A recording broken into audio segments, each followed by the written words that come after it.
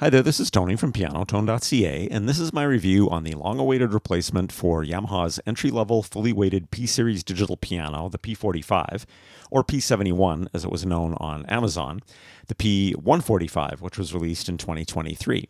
I've been a huge fan of the P-Series for quite some time. I recently reviewed the P-225, which is the new version of the P-125, and I'll link to that review in the description below if you want to check it out. I gave it a very favorable review, so I was really looking forward to renting a P-145 so that I could check that out as well. So let's check out the Yamaha P-145. So before I get into this review, you may have also seen a P-143 as well as the P-145. What's the difference here? Only a couple, but you should be aware of them. The P-145 is compatible with a triple pedal unit. The P-143 is not. It doesn't even have the port for it. And the P-143 voice list is slightly different than the P-145. The P-143 has a second harpsichord and a vibraphone instead of an accordion and a DZ Chinese flute that you find on the P-145. I'm not quite sure why Yamaha did this, but for some reason they've chosen to have these two slightly different versions of the same piano. It appears, at least at the time of this video, that only the P-143 is available in the USA and only the P-145 is available in Canada. Not sure about the rest of the world, but at any rate, keep these differences in mind if you're concerned about them. Most likely your biggest concern would be the triple pedal unit, and I will get to that a bit later in the review.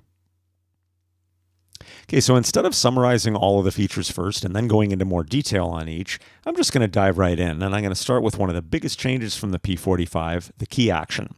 The P-145 has a new action, the GHC, which stands for Graded Hammer Compact.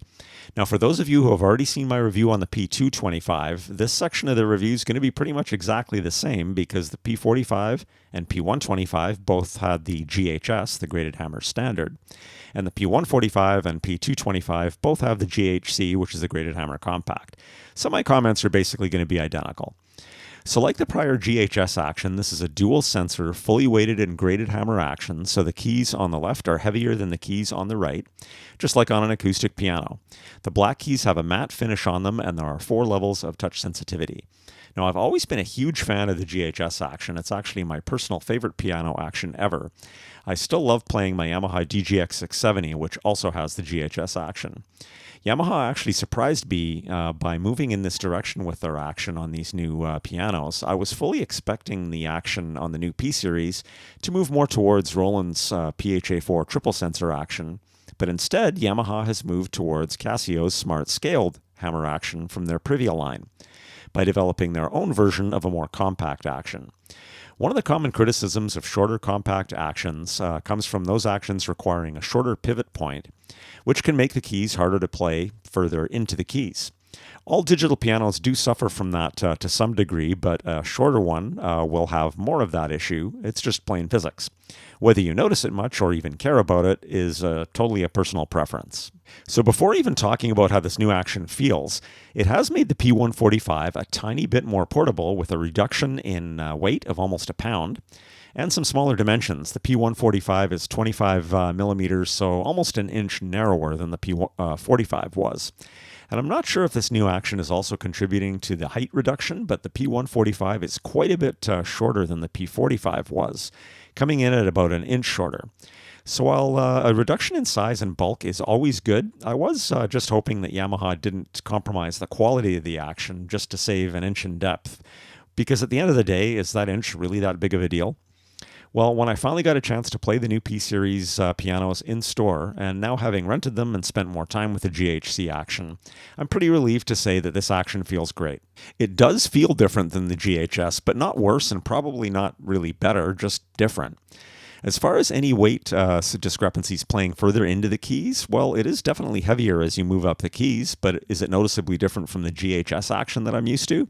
I mean, I'm not a classical pianist. I'm still a relative beginner who pounds on chords, but I did get a chance to test this side by side with the prior version in store, and I didn't notice any difference in that regard. One difference I do notice is that it does feel to be a tiny bit shallower than the GHS, so the GHC doesn't seem to travel down as far as the GHS does. And it also feels a bit stronger or more solid feeling. And by that I mean that the keys don't have any significant side-to-side play or movement like you're going to find on cheaper pianos. You can do a glissando on the P-145 and you won't hear keys smacking into each other at all. It just feels really well built and sturdy. The P-45 actually felt like that as well when compared to the Casio Privia Action, which I do like, but the Casio Action is quite a bit looser feeling. So this new action on the P-145 is taking that well-built, solid and sturdy feeling a step further, so I think that's a good thing. Like the GHS, it is a bit on the light side. It feels fast and easy to play, but still sturdy, which I really like. As far as the shallower key travel goes, I did find that a bit unfamiliar at first, given that I'm so used to the GHS action, but if I owned a P-145, it wouldn't take me long at all to get used to it. So my verdict on the new GHC action, I really like it. And a lot of that is because I've always been a huge fan of the GHS, and the new action does provide an almost identical playing experience. Now, action is a very personal thing, so if you didn't like the action on the P-45 or the P-125, you're probably not going to like the action on the P-145 either. But like I always say, the only way to tell if you're going to like an action or not is to go and test it out in person. Okay, so sounds. So just like the P-45, the P-145 only has a handful of sounds. There's 10 sounds available. 2 grand pianos, 2 electric pianos, 2 pipe organs, and then strings, harpsichord, accordion, and a dizi, which is a Chinese flute instrument I've actually never heard of until now. I'm not even sure if I'm pronouncing that right. So for the P-145, this is a bit different from the P-45. Yamaha removed one of the 2 harpsichords and the vibraphone from the P-45 and replaced these with an accordion and this dizi flute. But as I mentioned at the start of this video, with the P-143, the voice list remains the same as the P-45. You still have that second harpsichord and the vibraphone instead of the accordion and the dizi. As with the P-45, there is still no bass guitar voice, but since there is still no ability to split the keyboard into 2 separate voices, that's not a huge deal. But just like the P-45, you can still layer 2 voices together. And something important to note here regarding layering. I've mentioned this in other reviews before, but Yamaha has always seemed to do a far better job with their default relative layer volumes and decay rates, in particular with strings, than Roland or Casio ever do. One of the most common layers to have is piano over strings for ballads and that type of thing. And with other manufacturers, I always have to spend a bunch of time customizing the relative volumes. In most cases, the strings are too loud relative to the piano in the first place, and they'll also often increase in volume the longer they're held, and often don't decay fast enough or don't decay at all. Once again, with the P-145, Yamaha has done an amazing job with this. Right out of the box, the P-145's piano over strings is pretty much perfect, which is awesome, especially since customizing these levels would require either key combinations or an app. So great job, Yamaha. I will include that in my my demo of the voices. So while this is a decent set of bread and butter voices, there are a couple of, at least to me, notable voices that are missing here, just like they were on the P-45. Almost all keyboards are going to include 2 and often 3 electric pianos, a Rhodes and a Wurlitzer, and then if there's a third, it will usually be a Yamaha DX. On both the P-45 and now the P-145 and P-143, you're only getting 2 electric pianos. One is a Rhodes, and the other, understandably, is the Yamaha DX. It would be really cool if Yamaha could have included a Wurlitzer as well. But an even more noticeably absent voice to me is some type of a Hammond B3 or jazz organ sound. Given that there are only 10 voices included, I don't think the P-145 really needs 2 pipe or church organs. In my opinion, it would be a better set of voices overall if they replaced one of those pipe organs with a Hammond or B3 or just a generic jazz organ. But all that aside, how are the voices? They're awesome, especially for an entry-level fully weighted piano. The P-145 still has 64 notes of polyphony, but the sound source has seen a significant upgrade from the P-45. The P-145 uses the Yamaha CF3S sound engine compared to the P-45's advanced wave memory. Now, the P-125 used the pure CF engine, which also took samples from the Yamaha's CF3 Grand. So I'm not sure whether this is the same set of samples from the P-125 now being used on the P-145 or not. But suffice it to say, the piano's voices on the P-145 have had a significant upgrade from the P-45, and they also now include damper resonance. Now, just in case you don't know what damper resonance is, it can be pretty subtle. But when you press the sustain or damper pedal on an acoustic piano, it lifts up all of the dampers off of all of the strings. So all of the strings are able to vibrate. So when you play, let's say, a C chord, like a C, an E, and a G, then the hammers hit those strings, they vibrate more and make lots of noise. But since the sustain pedal is down and all of the dampers are lifted, any other strings that are harmonically related to that C, E, or G will also vibrate just a tiny bit. That's damper resonance. Seeing as how there are only 10 voices, I'll do a quick sample of each of the voices here, as well as some layering examples so you can check out the voices.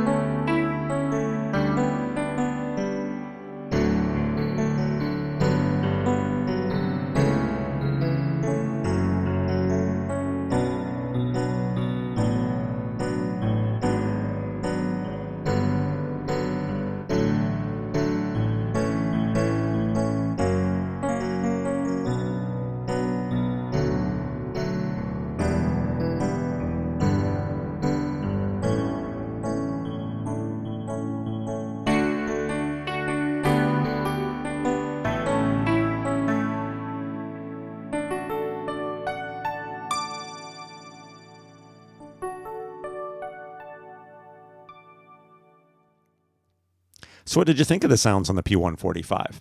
I know it's been a while since I reviewed the P-45, but I have to admit I'm really impressed with the voices on the P-145. The pianos are a huge improvement over the prior model, and at least from memory, so is the Rhodes voice and the pipe organs. And as I mentioned earlier, Yamaha did a great job with the strings voice, in particular when it's layered with a piano. I do have to say again, though, I really wish Yamaha had included a Wurlitzer and even more so a Hammond B3 or jazz organ. When you've only got 10 sounds total, do you really need 2 church or pipe organs? Well, maybe that's just me. I am a huge fan of Hammond sounds. Okay, so the user interface on the P-145 is pretty much exactly the same as it was on the P-45. Very basic. All you've got is a on and off switch, volume slider, and then you've got the grand piano button that you use to select voices, and it also doubles as a function button where you use other key combinations to change various settings. So if you follow my channel, you know that I'm not a big fan of user interfaces that require memorizing key combinations. But when you're dealing with a keyboard like the P-145 that has a very basic feature set and only 10 voices, the fact that the voice names are labeled right here on the front with what key you use to select them, make that not quite the end of the world. If the voices weren't labeled, like with the Roland FP30X, which is twice the price, I would be criticizing this much more heavily. The main complaint I do have, though, is that you can't look at the keyboard and know what your currently selected voice is. So to select a voice, you hold the piano button down and choose your voice. So for example, I'll hold down grand piano and I'll choose electric piano. So that's what I've got there. Now if I want to layer 2 voices, you just hold down grand piano and then you press 2 voices at the same time. So I'll press piano and strings. And then I've got my layer. So for changing settings, the piano button, as I mentioned, doubles as a function button for other key combinations. There are some other keys labeled on the piano, but it's only the metronome controls and sound boost. So somebody, personally, who doesn't use a metronome, I really wish Yamaha had labeled more keys, especially the ones that you might want to use on the fly, like transposing the keyboard up or down, or configuring your reverb settings. So if you're going to be changing any of these settings, you're going to be stuck with memorizing them or just looking them up in the manual when you need them. Or is there another option? Well, that brings me to a massive improvement on the P-145 over the P-45. The P-145 is compatible with Yamaha's amazing free app, Smart Pianist. Now, I do have a full review on the Smart Pianist app, which I will link to in the description, but that video was done with a P-125, which has additional features like rhythms and accompaniment, as well as more voices. So the Smart Pianist app will look a bit different with the P-145. But it still does give you a fantastic graphical user interface to interact with your piano, choose and layer voices, change settings, or play along with songs built into the app. But Smart Pianist also adds some pretty cool functionality to the P-145. So let's just take a super quick look at Smart Pianist. Okay, so the first thing to mention when you run Smart Pianist is that it disables the user interface on the piano itself. So for example, I'm now connected to Smart Pianist. If I hold down the grand piano button and try and switch voices to, say, a pipe organ, nothing happens. I stay on my piano, and that's because this is disabled while that's connected. But that's fine because you got a way better user interface on your tablet anyway. So when you run Smart Pianist, it lands you in the piano room. From here, you can switch between the 2 piano voices, so grand piano 1 and grand piano 2.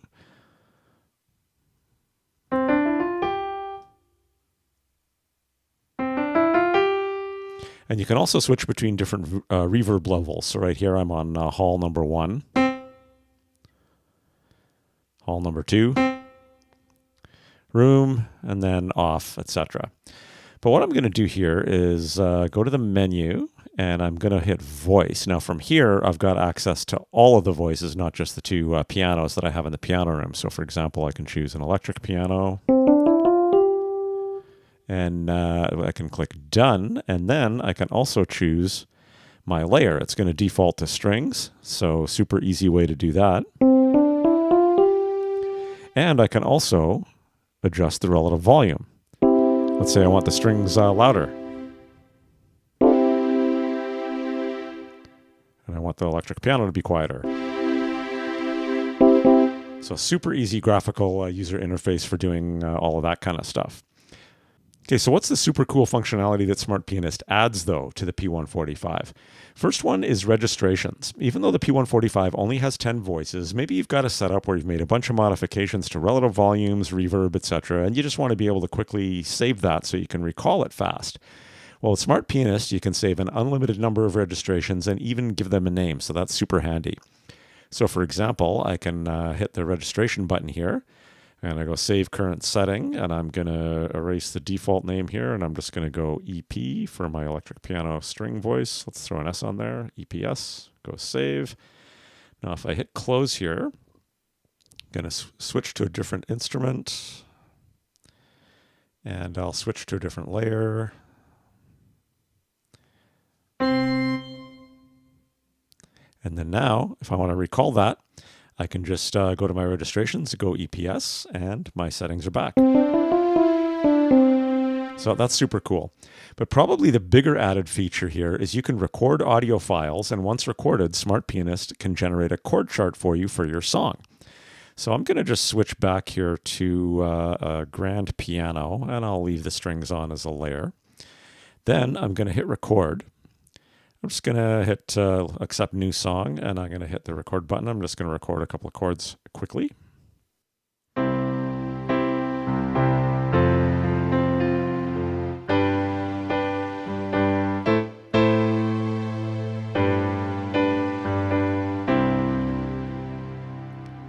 going to hit record to stop the recording.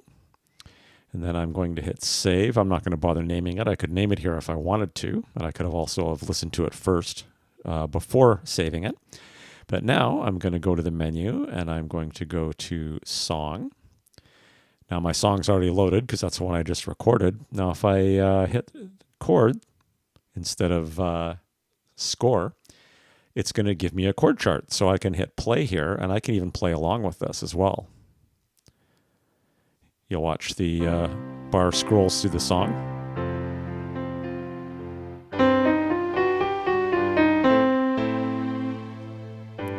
So how cool is that? And Smart Pianist can also generate chord charts for songs that are in the music library on your device as well. So that is really, really cool. Okay, connectivity. For connectivity, the P-145 at first looks pretty similar to the P-45, but there have been a couple of notable improvements here, one of which, in my opinion, is a massive improvement. Like the P-45, the P-145 has a 1/4 inch stereo headphone port, a generic 1/4 inch sustain pedal port. There is a cheap plastic switch-style sustain pedal included with the piano, but you should definitely be upgrading that. And a USB port to connect to a device like a tablet, PC, or a phone. And like the P-45, the sustain pedal port is compatible with half pedaling if you upgrade to a compatible pedal, like the Yamaha FC3A pedal. And like the P-45, there are no 1/4 inch left and right line out ports, so if you want to connect to external audio equipment like amps, mixers, PAs, or audio interfaces, you need to use the headphone out port instead, which does work, but it's not ideal. So what are the big improvements here? Well, the first one is only on the P-145, not on the P-143. The P-145 now has a triple pedal port. That port doesn't even exist on the 143. But something here that's not super clear is what triple pedals are compatible with the P-145. The Yamaha website only lists the LP5A pedal as a triple pedal option. These pedals look to be plastic, and they will require the custom stand for the P-145, which is the L100 stand. Those pedals actually look suspiciously like the pedals Yamaha used to offer with older models in the DGX lineup, like the DGX 660, but I could be wrong. Before I rented the P-145, I was hoping and kind of assuming that Yamaha's new FC35 pedal, which doesn't require a matching stand, would work with the P-145. It took Yamaha forever to finally come out with a triple pedal that doesn't require a stand. But now I've got a funny feeling that this pedal's actually not going to work with the P-145. Why do I say that? Well, a while back, I bought a third-party triple pedal unit off Amazon from DAOK, and I've been using it with my Yamaha DGX 670, and it works great. When I reviewed the Yamaha P-225, I tested my DAOK pedal with that piano, and all three pedals worked perfectly. And Yamaha's website lists the P-225 as being compatible with their new FC35 pedal. But when I tested the DAOK pedal with the P-145, the sustain or damper pedal, so the right pedal, worked. But the other two pedals, soft and sostenuto, don't work at all. So between that and the fact that Yamaha doesn't list the P-145 as being compatible with this new FC35 pedal on their website, I'm pretty sure that means that if you want a triple pedal with the P-145, the FC35 isn't going to be an option. So you're going to be stuck with the LP5A, which requires the stand. Not sure why Yamaha did that, to be honest. Maybe they have a big inventory of LP5A pedals left over if it does happen to be the same pedal that was on the DGX 660. But even so, I mean, come on, Yamaha, let people take advantage of this awesome new pedal, in my opinion. One thing I should mention here, though, is that if you go on Amazon and search for DGX 660 triple pedal, I believe DAOK and some other third-party outfits do make triple pedals that are compatible with the DGX 660. So those just might work with the P-145. But I haven't tested that, so no guarantees. I can't say that that's going to work for sure. So I mentioned there were two notable connectivity improvements. Was the triple pedal port the massive improvement I was referring to? No. The massive improvement is that the P-145 now has an audio interface built into the USB port, just like the Yamaha P-125 had and the P-225 and DGX 670 have. This is a massive feature. This allows you to send and receive high-quality digital audio to or from a device without needing an external audio interface box like a Focusrite Scarlett. So what does this actually mean, and what does it allow you to do? Well, just by connecting your P-145 to your device with just a USB cable, you can send high-quality audio direct to your DAW, like GarageBand, without an external audio interface. You can record a high-quality piano video with direct digital audio just by connecting your piano to your phone with a USB cable. Your phone's camera app will use the direct audio from the piano instead of its built-in mic when you record a video. You can play external audio from your device, so play along with YouTube videos, backing tracks, online piano lessons, whatever, and hear it through your piano speakers or headphones.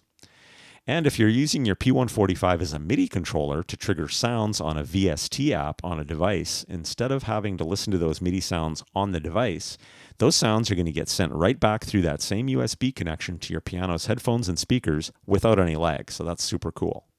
Now, something else to mention here is that the P-145 is also compatible with Yamaha's UD-BT01 Bluetooth dongle. To be honest, I've never tested or even seen one of these, so I can't really comment on it. To be honest, while I will use Bluetooth if it's built into a keyboard and isn't flaky and unreliable like it is with some manufacturers, it's not something I need badly enough to pay extra for. But if you're interested in that, you could look up more details on that dongle online. So to sum up the connectivity on the P-145, while I do wish that the piano had left and right line-out ports, the inclusion of a built-in audio interface is really a game-changing feature for any entry-level digital piano. So this is a big improvement on this model. Okay, speakers.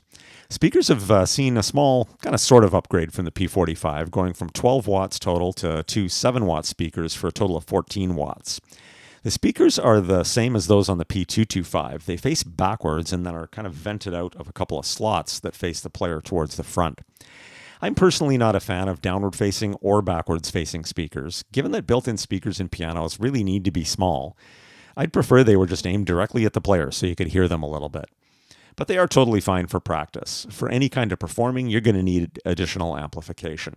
Here's a quick speaker demo just as picked up by the built-in mic on my iPhone.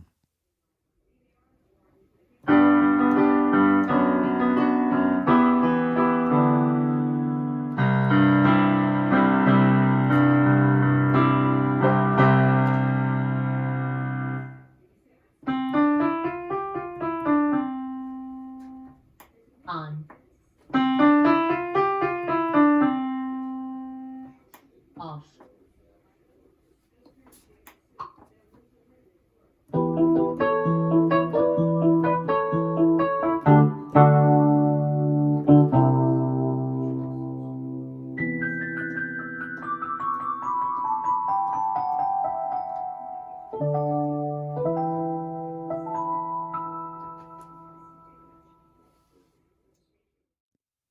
Okay, some other features. Other features to mention on the P-145 would include duo mode. This is the split the keyboard into left and right halves with the same octaves. This is meant for a student and a teacher to sit at the piano together. Cool feature, I guess, but I've never once used this. And given how piano training has kind of moved towards online, I'm not sure this is a huge feature, but if you're getting private in your home lessons, then I guess it's a great feature. There's 4 types of reverb and 10 levels of depth for each of those. There are 10 voice demo songs and 10 piano preset songs. I've never paid any attention to songs built into keyboards, but they're there if you're interested in playing along. There's a metronome, transpose, and octave shift functionality. In addition to the Smart Pianist app, the P-145 is also compatible with Yamaha's free Rec and Share app. This app is an alternative to the built-in camera app on your phone for recording piano videos with high-quality direct audio. Keep in mind you can just do this with the built-in camera app on your phone, but this Yamaha Rec and Share app is free and has some extra features that might be nice to have. So what's missing or could be improved? For an entry-level piano from Yamaha with a fully weighted and graded key action, good quality sounds, and a built-in USB audio interface at only around $600, it's pretty hard to complain much about that. But a couple of things Yamaha could do that, in my opinion, would make the P-145 even better without making it any more expensive. Label more of the keys, in particular the transpose up and down, and replace one of the pipe organ voices with a Hammond B3 or jazz organ voice. And a couple more things that would increase the cost a bit, but would be super nice to have, would be left and right line out ports for proper connectivity to external audio equipment, and add a simple indicator of some sort, even just a simple light above the labeled key for each selected voice so that you know what your currently selected voice is. A lot of people might say add Bluetooth. That would be a huge addition. That'd be fine, but in my opinion, the left and right line out ports and indication of what your current voice is would be far more valuable features to see. But once again, for the incredibly low price of $600, the P-145 is an absolutely fantastic value. Okay, the competition. The main competitors to the Yamaha P-145 would definitely be the slightly older Casio PXS 1100 and Roland FP10 pianos. So the P-145 at around $600 versus the Casio PXS 1100 at around $700. I actually owned a Casio PXS 1100 for a few months, and I have to say it would be a difficult choice for me between the P-145 and the Casio. It would really depend on what my intended use was, because there are some notable differences in favor of each instrument. As far as the built-in sounds and key action, the two pianos are pretty similar. Good sounds and a nice and light key action. I enjoy both actions. The Yamaha's is actually going to be my preference, though. So pros for the Yamaha P-145. One of the big ones is that built-in USB audio interface. For recording audio, easily creating piano videos with high-quality direct audio, playing along with backing tracks, or for triggering MIDI sound patches on a device and having the MIDI audio come right back through the piano speakers with no lag, that's a massive point in favor of the P-145. Both keyboards only have a handful of sounds and require key combinations to set them and do everything else, which is annoying. But at least Yamaha labeled their keys with voice names. Casio didn't do that, so that's also a point in Yamaha's favor. And the Yamaha Smart Pianist app is exponentially better and more stable than Casio's Music Space app, which in my opinion isn't even worth bothering with. So once again, the P-145 wins there. Okay, so points in favor of the Casio PXS 1100. The PXS 1100 has proper left and right line out ports for connecting to external audio equipment like amps, PA systems, mixers, etc. P-145 doesn't. So for use as a gigging instrument, this is a big point in favor of the Casio. And the Casio PXS 1100 can run on batteries, which is also a point in favor for the Casio for use as a gigging or busking option. So if it was me, if I was buying the piano primarily for home use, I would lean towards the Yamaha P-145 solely because of that built-in audio interface. If I plan to use it to gig with, the Casio PXS 1100 would definitely be the better choice. Okay, the Yamaha P-145 at $600 versus the Roland FP10 at $600. The Roland FP10 sells for the identical price. It only has, as well, a handful of good quality voices that require key combinations, and they are also labeled on the front as they are on the P-145. Deciding between these two pianos would be an easy choice for me. I would choose the P-145 in a heartbeat. As to whether or not you agree with me depends pretty much on a huge difference between these two, and that's the key action. The Roland FP10 uses Roland's super popular PHA4 action, which is a fully weighted and graded triple sensor action, as opposed to the GHC action on the Yamaha, which is a compact dual sensor action that does not have escapement like the Roland does. Key action is totally a personal thing. Everybody likes something different, so which action is preferable to you will be your own choice. I personally much prefer Yamaha actions, both the GHS found on the prior P-Series models, and now the GHC found on the new models over Roland's PHA4. I find the GHC action to be a bit lighter, buttery smooth, fast, solid, responsive, and easy to play. In comparison, I find the PHA4 action to be a bit heavy, not as responsive, and a bit mushy to play. It's like the keys don't return to their initial position fast enough. But as I said, this is totally personal, and I've had comments from viewers that prefer the PHA4 action that find the Yamaha action to be mushy. So, to each his own. You really do need to test these actions out for yourself to see what your preference is. But action aside, to me, the P-145 has the FP10 pretty much beaten on all other counts. The P-145 has the built-in USB audio interface that I described previously, which is a massive feature missing on the FP10. And the Yamaha Smart Pianist app also completely outshines the Roland Piano app. Roland keeps redoing their apps, and they continue to be a little bit on the unreliable side, and I find them a bit frustrating to use. So what's the verdict on the Yamaha P-145 and P-143? In the tradition of the insanely popular P-45, the P-145 is a fantastic product and a great value for money. I'm super impressed with the improvements to the voices, and the addition of the built-in USB audio interface and Smart Pianist compatibility adds a ton of useful features to this piano. Do keep in mind, if it matters to you, that the P-143 is not compatible with a triple pedal unit. At an entry-level price of only $600 you're getting a fully weighted and graded piano from Yamaha with good quality sounds, a built-in USB audio interface, and a great companion app in Smart Pianist. So that's pretty much it for this review. As always, I have links to products I've mentioned here so that you can check out current prices in your area, as well as some links to other relevant reviews of mine, and also some links to online piano training that worked really well for me that I highly recommend. So thanks again for stopping by, and happy piano playing and happy piano shopping. Have an awesome day.